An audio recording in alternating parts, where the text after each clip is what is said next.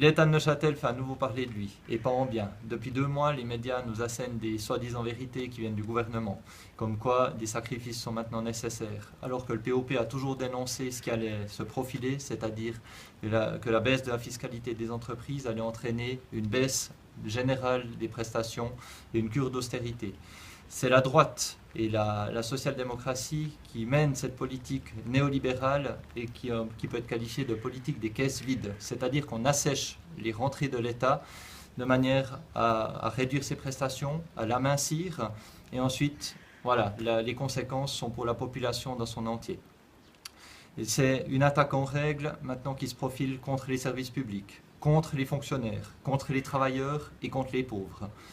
Nous sommes dans une sorte au pied du mur, d'une certaine manière, où les choix qui sont faits au niveau politique cantonal sont des choix qui sont imposés comme étant sans alternative aucune. Alors que le vrai courage politique serait de s'attaquer aux riches et aux puissants, on s'attaque au contraire aux classes populaires, à la classe ouvrière, aux travailleurs et à la population déjà la plus précarisée.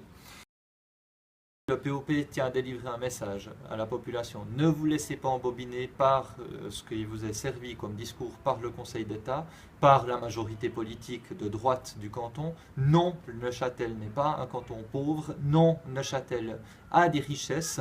Simplement, c'est une question de redistribution de ces richesses et de qui doit être soumis à un effort.